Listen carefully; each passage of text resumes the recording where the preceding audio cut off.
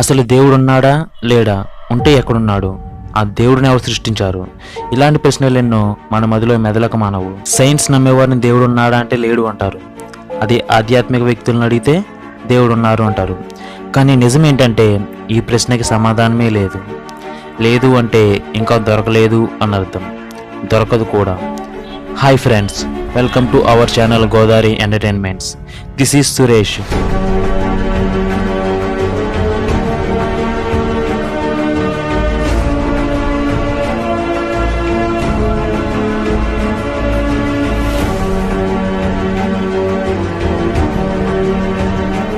మనం ఆల్రెడీ దేవుడి గురించి ఒక ఎపిసోడ్లో మాట్లాడుకున్నాం.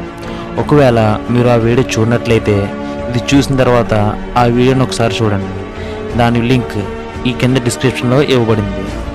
అసలు ఈ సృష్టి ఎలా ఏర్పడింది అంటే మనకు తెలిసిన సమాధానం ఒక కాయిన్ రూపంలో ఉన్న వస్తువు హై టెంపరేచర్ అండ్ ప్రెజర్ కారణంగా బిగ్ బ్యాంగ్ జరిగి ఈ సృష్టి ఏర్పడింది అంటారు.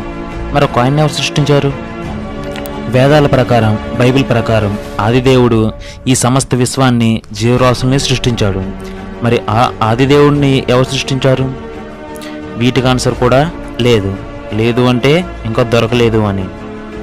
కానీ నా సిద్ధాంతాల ప్రకారం దేవుడు అనే ఈ కాన్సెప్ట్ని ముందుకు తీసుకెళ్తున్నా. మీకు అదే నిజమనిపిస్తే ఈ వీడియోని ఖచ్చితంగా లైక్ చేయండి.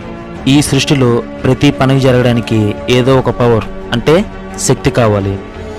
ఆ పవర్ ప్రమేయం లేకుండా ఏ పని జరగదు. ఈ సృష్టి అనేక శక్తుల సమ్మేళనం. కాంతి ఒక శక్తి, బలం ఒక శక్తి, మనలో ప్రాణం ఒక శక్తి, గురుత్వాకర్షణ శక్తి, అణుశక్తి, ఇవన్నీ కూడా పవర్ సోర్సెస్. ఇలా అన్ని శక్తులు కలిపి మన సృష్టిని ముందుకు నడిపిస్తూ ఉన్నాయి. ఈ శక్తులన్నింటినీ నియంత్రించేది జీ పవర్ అంటే గాడ్ పవర్ లేదా సెంట్రల్ పవర్ అని చెప్పొచ్చు.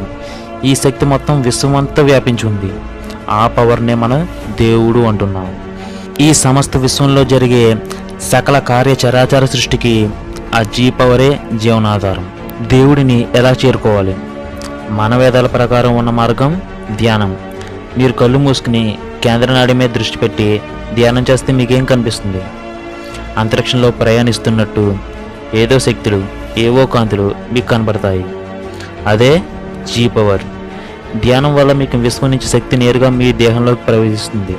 ఈ పవర్ మీ బాడీలోకి లభించడం వల్ల మీలో కొత్త ఎనర్జీ ఫామ్ అయ్యి మీకు జ్ఞానం లభిస్తుంది.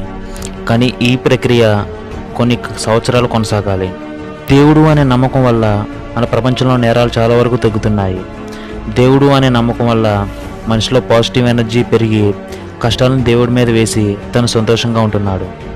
మరి ఇన్ని వేదాలు, ఇన్ని పవిత్ర గ్రంథాలు దేవుడే రాసినట్టుగా, దేవుడే చెప్పినట్టుగా ఎందుకున్నాయి? దానికి సమాధానం చాలామంది ఋషులు తపస్సు చేసి జ్ఞానం పొంది మనిషి అన్నవాడు ఎలా బ్రతకాలో, ఎలా మంచిగా ఉండాలో, 10 మందికి ఎలా సాయపడాలో గ్రహించి వాటిని కథలుగా, గ్రంథాలుగా, వేదాలుగా భద్రపరిచారు.